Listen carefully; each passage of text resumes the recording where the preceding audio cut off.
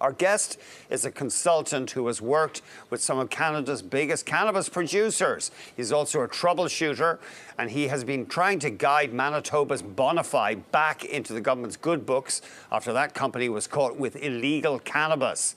On top of those duties, he's also CEO of RavenQuest BioMed, which just signed a deal to sell seeds from a European company in Canada. Now, he wears a lot of hats in this business, so he has a unique perspective on Canada's cannabis sector, and he says there are plenty of problems still among the growers to be worked out. We're joined by George Robinson, CEO of RavenQuest BioMed. Great to see you again. Great to be back. So can we start off with that dip in sales, in legal sales that we heard about in January? What was that all about? You know, I think what we're starting to see today is that people who have been consuming cannabis in the black market have tried what we've seen in the legal market, and potentially what we're starting to see is maybe that cannabis that they were buying through the retail outlets and online stores just wasn't meeting their requirements. So I think right now what they're doing is they're going back and taking a look at what are some of these other options. The number didn't change. It was about $6 billion Stats Canada said in sales, which is right about the number you and I talked about the last time I was here. So I think the market's still there. People are just making a different choice right now. So we're hearing that some of the flower produced by some growers, legal, it's so bad the provinces are sending it back. Yeah, that could be happening. I know what's really actually out there is there's some province retailers are actually discounting some of the product because they can't move it.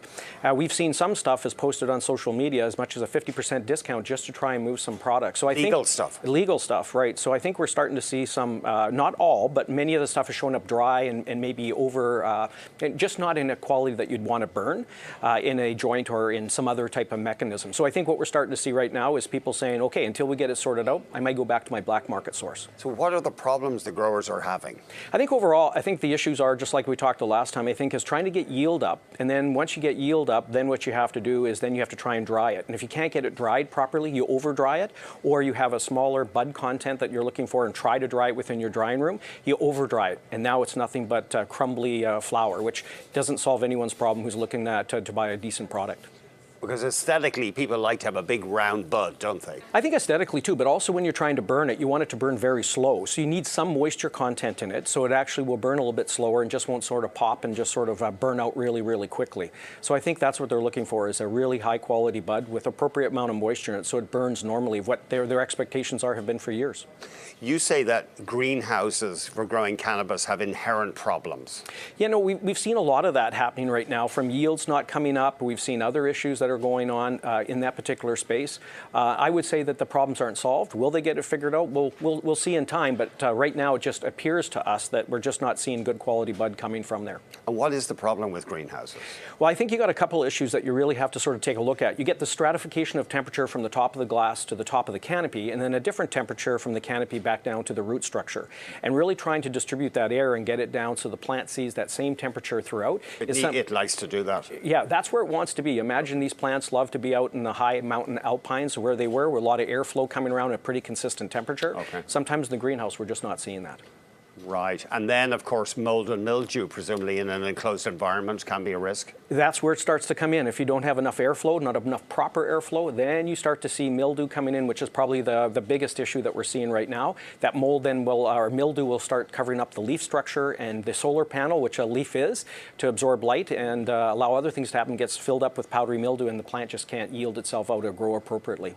The other method, of course, and I think we saw it there briefly, is growing under LEDs. Does that get around some of these problems? LEDs are just starting to come into the foray right now. I think there's some big advantages that are going to be seen there, but I don't think it's all figured out quite yet. We're seeing some high-density LEDs that are actually hurting and harming some, but what we're starting to see is a lot more people entering into the game that had a better understanding of how the LED works and the spectrum that works right now.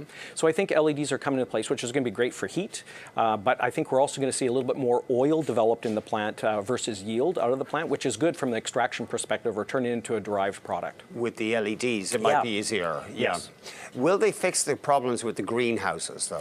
I think you will. I mean, you've had greenhouses that are growing flowers and other things in northern climates, such as in Holland and Denmark and those areas. So I think they'll get it figured out, but it's going to be time. And do we have that time relative to some of the market caps some of the groups have and some of the commitments they got to make on revenue? So I think time is going to tell.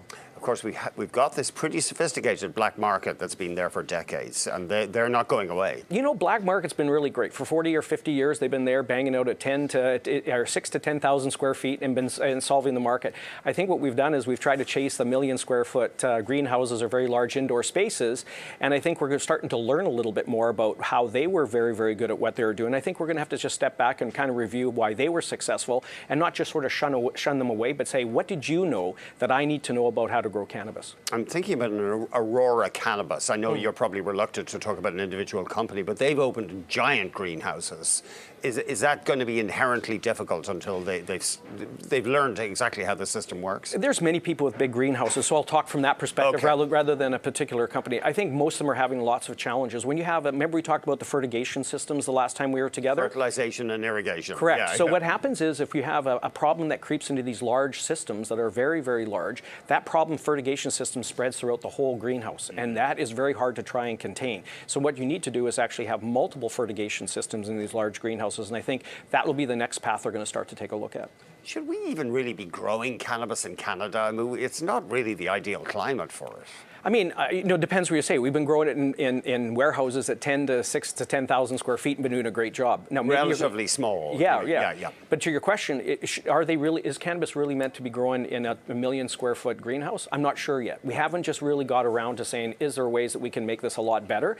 You know what, if we can put a man on the moon, I'm pretty sure we're going to figure out how to grow cannabis in a greenhouse. It's just going to take time. But just in the sense we don't grow bananas in Canada or pineapples, wouldn't it be better growing this stuff in Colombia and importing it? It might be, although I think cannabis is sort of one of the plant structures in our agricultural sector that even I think Health Canada and the government really wants to hold on and say, hey, listen, we've been pretty good at this. BC bud and Canadian bud's been renowned worldwide. Why would we just let it go? I just think we have to kind of step back and look at how we're going to make the bud actually really, really good so people really want to consume it right across Canada and wherever we export it out to some of the other nations for medical marijuana. So you were brought in as interim CEO of Bonify after this mysterious 200-kilogram package of unauthorized or uncertified weed showed up. Now, the Mounties apparently are not going to be investigating. Did that surprise you? You know, a little bit of a surprise because we never got a phone call. You know, we have a lot of information. I believe, I can't speak for Health Canada, but Health Canada indicated to us that they had sort of sent out the redacted report that we had sent to them.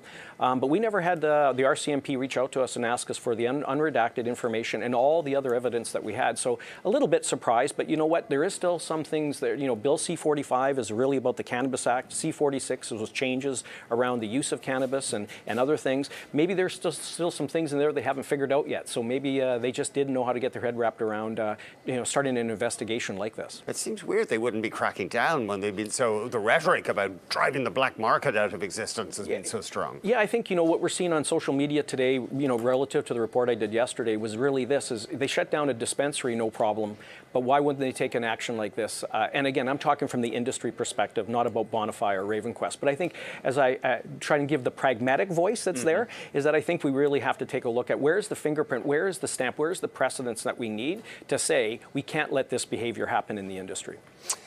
When would you hope Bonify would get its sales license back? Health Canada has its own time frame. It's hard to say that, but I think the answer is going to look something like this. We have one data point. In early February, they came in and inspected our facility, and they found us compliant. So that's awesome. But I think what we're going to have to do is actually show them a couple of compliancies. So they're going to do maybe another inspection, and then maybe at that point we get the license back. But we're well there. They reviewed the facility over 2 days. We are 100% compliant. So we're really excited that the next inspection may give us back the sales license again. And then you also run RavenQuest BioMed. You're a busy guy, and you formed a partnership to bring in seeds from Europe. How does that work? I think what's happening right now is genetics is really becoming the thing that we really have to start being concerned about. If you're going to have an issue in a greenhouse, you're going to have an issue in an indoor grow, you're going to have to replace those genetics. So we really wanted to get in on the genetics pool, and Dutch Passion was really trying to figure out how can we sort of manage the seeds coming in to make sure they're appropriately sold, appropriately managed, and not mismanaged. So they reached out to us, and working with them, we were able to say, okay, we get to manage all of Canada on the seed quantities, but more importantly, we're thinking about as we come in now to springtime and people want to start planting at home their 4 plants. Yeah. What a great opportunity to give them 4 seeds to say, hey, listen, no different than a bread maker and people wanted to make bread. Why not give your hand a try at growing some cannabis in your backyard?